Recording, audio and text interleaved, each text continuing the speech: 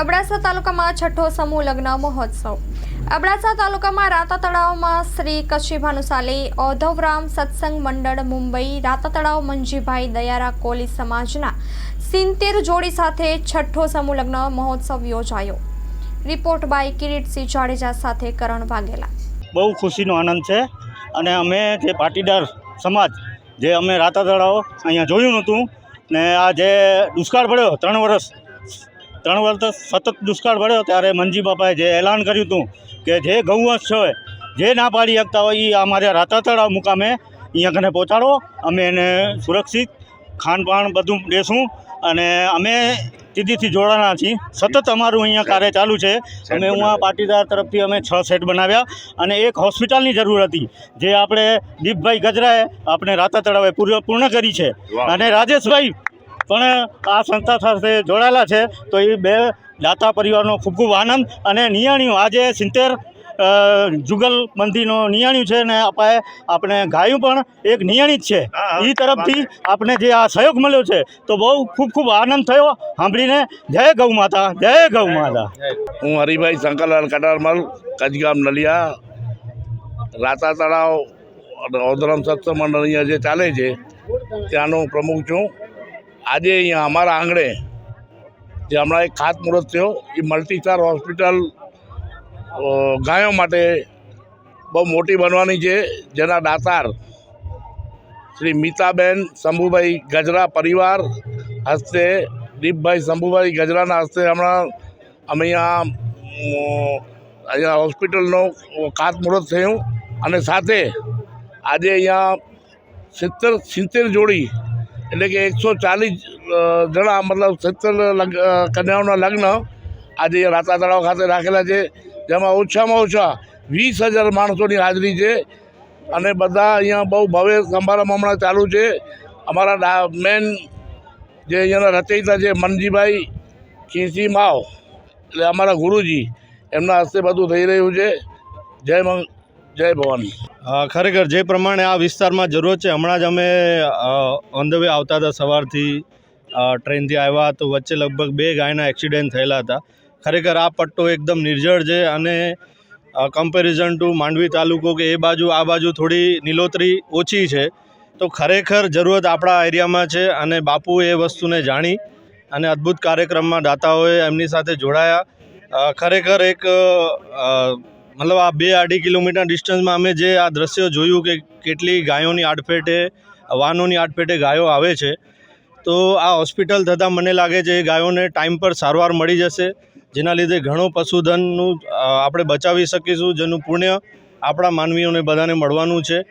તો ખરેખર આ જે લોકેશન છે અને અબડાસાનું સ્ટાર્ટિંગ પોઈન્ટ છે, તો આખું પશુધન અહીંયાથી નજદીકમાં કોઈ બી ખેડૂત હોય, ગામવાળા હોય, પોતાની પશુઓને કાંઈ બી બીમારી કે કાંઈ બી જરૂરત હોય તો અહીંયા આવશે, સારવાર લેશે અને અહીંયા બી જે પાંજરાપોળ ચાલી રહી છે એના માટે બી આ એક મુખ્ય સ્થાન હતું।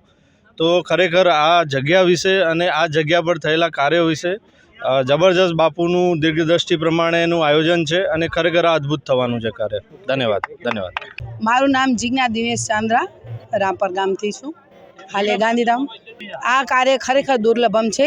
આજે આપણે જોઈએ છે કે ભગવાન ધરતી ઉપર ઉતર્યા છે, એ તો આપણે બધું સાંભળ્યું છે અને ગ્રંથમાં સાંભળતા જ રહ્યા છીએ, પણ આજે આ ગૌ સેવા એટલે સાક્ષાત માની પૂજા એ હું રાતા તળાવે જોઉં છું અને એનાથી પણ અતિશય જેને કહીને દુર્લભમ કાર્ય કે આ કાર્ય ક્યારેય થયું નથી કચ્છમાં ને હવે થયું છે, એટલે કે મોટું પશુ માટે કે સારવાર કેન્દ્ર એટલે મોટામાં મોટી મલ્ટી હોસ્પિટલ બની છે, એ અમારા માટે ખૂબ ભાગ્યશાળીની વાતો છે। અમારા ગુરુજી ઔધવરામ બાપા 18 વર્ણને આવર્યું છે એમણે, એમાં અમારા કોલી સમાજનું પણ આવે છે। આજે તો અમારા ખૂબ ધન્ય ભાગ્ય છે કે આજે રાતા તળાવ ઉપર મંજી બાપુએ આવું જેને કહેવાય ને કન્યાદાન એટલે મહાદાન, અહીંયા કન્યાદાન આપી અને અહીંયાથી છોકરીઓને વિદાય આપશે, એટલે 3 ત્રિવેણી સંગમનો અહીંયા અમે જમાવટ જોયો છે કે આજે ગૌ માતાનું પૂજન અને આજે એમની સારવાર માટે હોસ્પિટલ બની છે। બીજી વાત કે અહીંયા કન્યાદાન એટલે મહાદાન અને મા સાક્ષાત આશાપુરા જગદંબા રૂપે અહીંયા બિરાજેલા મંદિર છે, એટલે ત્રિવેણી સંગમ અમે અહીંયા જોઈએ છીએ। આ દીકરીઓ માટે અને અમે આ સમૂહ લગ્નમાં કોઈ પણ ભેદભાવ રાખ્યો નથી। દરેક સમાજ આમાં જોડી અને સાથે લઈએ છીએ. એમાં પ્રથમ જે દાતારો જે છે એ અમારા ભાનુશાલીઓ છે, એમાં બીજા પણ જોડાયેલા છે અને એ બધા દાતાર જે હોસ્પિટલના જે દાતાર બન્યા છે એ પણ છે અને ચાંદ્રા પરિવાર પણ છે. દરેક રીતે અમે એને પૂરો માતાજીને આશીર્વાદ લઈ આ ધજાવાડી પાસે અને કાર્ય સફળ કરીએ છીએ. અને જે પણ માણસો આ સમૂહ લગ્નમાં ભાગ લેશે અને દીકરીઓ પાસે અને માતાજી આગળ જે પ્રાર્થના કરશે, જે પણ અપેક્ષા હશે એના બધાના સંકલ્પ પૂરા થશે. આ ભૂમિ એ છે. ખાસ કરીને હોસ્પિટલનું પણ એક ખાતમુહૂર્ત કરવામાં આવ્યું છે. હા. શું ફાયદો થશે આમાં? ફાયદો એ થશે કે આ વિસ્તારમાં ક્યાં હોસ્પિટલ નથી. ગાયો માટે, માણસો માટે છે સગવડ, પણ ગાયો માટે એટલી સગવડ નહીં હતી. એટલે અમે મટલીસ હોસ્પિટલ બનાવી રહ્યા છીએ. પછી એમ્બ્યુલન્સ લેશું.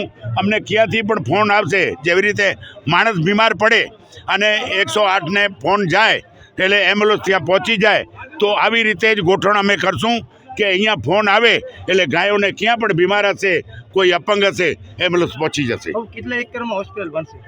એકડમાં એટલે હવે એકડ તો આ 100 બાય 250 આ જો બાઉન્ડ્રી લાગેલી છે અને કાલે કામ ચાલુ થઈ જશે. આજના પ્રસંગે ખરેખર અદ્ભુત એક ખુશીનો પ્રસંગ છે અને ગર્વ લેવા જેવી બાબત છે કે આજે અહીંયા સમૂહ લગ્ન બી છે અને પશુ હોસ્પિટલનું ભૂમિપૂજન બી આજે અહીંયા કરવામાં આવ્યું. કહેવાય છે ને કે પહેલું સુખ તે જાતે નર્યા. અગર શરીર સલામત તો બધું સલામત, સર સલામત પગડી સલામત તો બધું સલામત. તો આજે પશુઓ માટે જો આવા સારવારના કાર્ય અહીંયા સારવાર કેન્દ્ર ઊભું થાય છે તો ખરેખર આપણો પશુધન અગર સુરક્ષિત છે તો આપણે જ આજે ગાય માતાનું દૂધ અને એમાંથી જ બધી વસ્તુઓ આપણે વાપરતા હોઈએ તો આપણું શરીર બી શુદ્ધ રહે છે અને તંદુરસ્ત રહે છે. આજનો જે આ અદ્ભુત કાર્યક્રમ છે અને એક અદ્ભુત શરૂઆત છે ખાલી આ. સાથે સાથે મારા મિત્ર દીપભાઈએ આ મુખ્ય યજમાન તરીકે હોસ્પિટલનું ભૂમિપૂજન કર્યું એ અમારા માટે આનંદની વાત છે. બાપુ વિશે જેટલી વાતો કરી એટલી ઓછી જ છે. કલ્પના બહાર કહેવાય ને કે અમારા આમ આજના આધુનિક યુગના અમારા એલોન મસ્કથી પણ અદ્ભુત વિચાર રાખતા અમારા બાપુ છે કે માણસ પૃથ્વી સુધી વિચારે, એ પૃથ્વીથી આગળ, મંગળથી બી આગળ સૂર્ય સુધી વિચારે છે. ખરેખર એમની દીર્ઘદ્રષ્ટિને સલામ છે અને અદ્ભુત સમૂહ લગ્નનું કાર્યક્રમ આજે ભવ્ય રીતથી ચાલી રહ્યું છે. ખરેખર અમારી ભાનુશાલી જ્ઞાતિ માટે આ ગર્વ લેવાની વાત છે અને અન્ય સમાજ અમારી સાથે જોડાયો છે. ખરેખર અમે સમાજનું બી ધન્યવાદ કરીએ છીએ. અસ્તુ.